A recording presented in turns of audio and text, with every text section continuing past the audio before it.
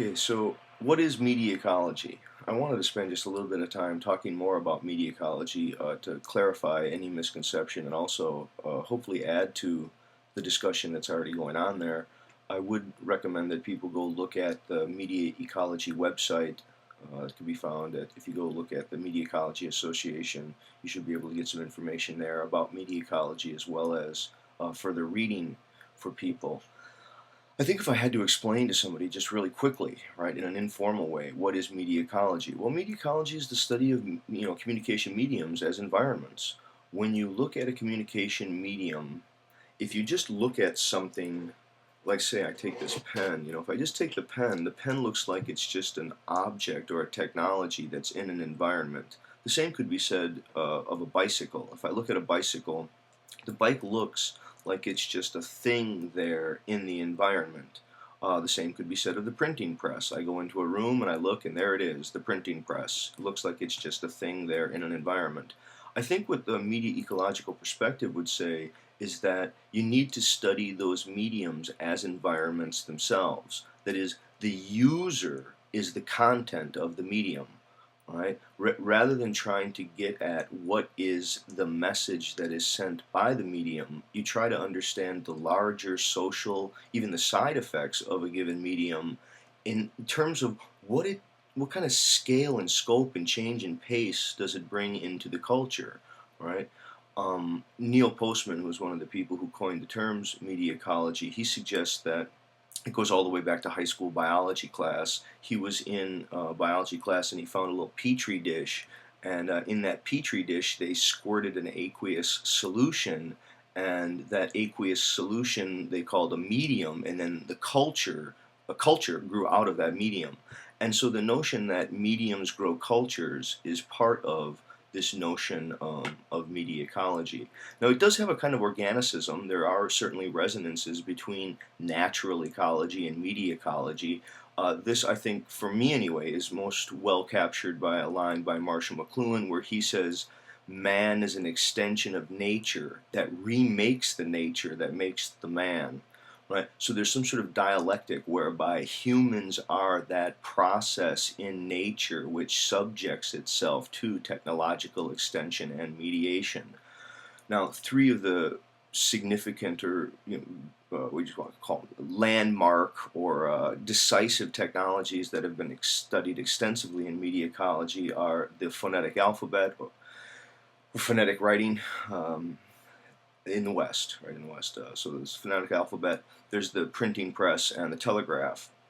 Each one of these technologies introduced large-scale social change into the entire world. It isn't the question of were messages somehow more effectively transmitted by the printing press or the telegraph, or did the written word make it more easy to send the word? Was it more effective in conveying what was originally written? It's a larger question of how is the user mediated by those environments. So, for example, in the question of the alphabet, people would be interested in the way that there's an entire noetic shift that goes on when a person becomes literate, that their sensibilities toward language change, that much of the rhythm and rhyme that's used for memory in the oral word gets displaced, and instead a new tolerance for novelty enters in as fears of forgetfulness fade.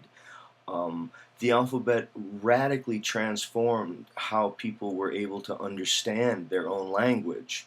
Now, one of the ways that people have addressed the unique contribution of the alphabet is to suggest that it dissociated the syllable. Right? The syllable is the smallest empirical unit of sound. So, for example, you take our letters of the alphabet, A, B, C, D, E. All the B, C, D, E letters, even as you pronounce the letters, it has the E vowel. And so, what the alphabet did was somehow severed vowel from consonant. Yeah, it's somehow prior to the phonetic alphabetic writing, there were forms of phonetic text that were called syllabic script. But syllabic script, again, this is the first time when you had symbols meaning sounds rather than symbols representing images. The transformation that went on in consciousness as people tried to visually represent what could be heard and learn to see what was being heard. This was a radical transformation in consciousness, and in particular, right, Eric Havelock addresses this very well as the discovery of the pure vowel or the pure consonant. Again, if you go back to this example of the B, C, D, E from our language, you have the d, you can't really hear the consonant in its pure form, but the Greeks, I guess in some way they discovered it. I think it's useful to know that the ancient Greece was a seaport, and so there were many different cultures there and many foreign languages coming into contact with one another that created a sort of an awareness of language.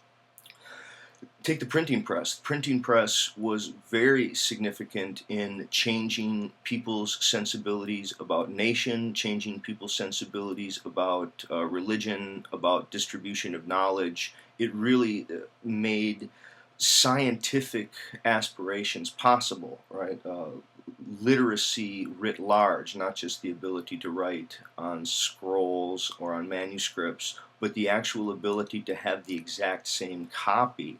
Right, there's a wonderful story that Margaret Mead tells about how she was with some people. I'm not sure if she was where she was, Trobriand or something like this, and up washed a case of books. And not only had many of the natives there never seen a book before, but it was so odd to them when they got the box of books because all of the books were absolutely identical. And that is the principle of the printing press. Standardization, identical seriality. Think of cornflakes coming off a conveyor belt. Try to look at the way street signs have organized everything as north, south, east, west. Try to go down the aisles of the grocery store and look at the way the information is cataloged, organized, and standardized. That standard uniformity, the way that when you go get a Dorito, that Dorito is the same as the other Dorito. That's the alphabetic principle. It's the principle of reiteration and uniform repeatability. It's very different than the kinds of writing that you see, for example, in manuscript culture. The last thing I would just talk about is the telegraph. The telegraph somehow was the first time that information could travel faster than any messenger.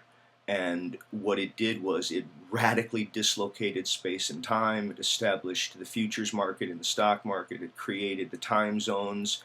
It revamped and refigured much religious sentiment. Yeah, in fact, the first message that was sent across the telegraph was, "What hath God wrought?" Many people were very fearful. There was a resurgence of religiosity. Many people feared it was the devil's work. There is something very odd about the dislocation of space and time that occurred within the telegraph. I think its fullest culmination is happening right now. It's in Web 2.0. It's all these digital technologies. And if you are a young person, or if you're a person in general who's interested in Skype and YouTube and Facebook and Blogger and MySpace and what all of these are doing to our culture. Not the question of what messages are being sent and are they more effective in a PowerPoint as opposed to a video, as opposed to a written text. Those are interesting and they do have media ecological bearing, but the ultimate questions are, how are they impacting us? How are they affecting our religious sensibilities, our socio-political sensibilities, our sense of inwardness, our sense of responsibility to the larger world, our sense of the cosmos? Media ecology is really concerned with how are we affecting ourselves by the dominant mediums that we use. Okay, hope that makes sense.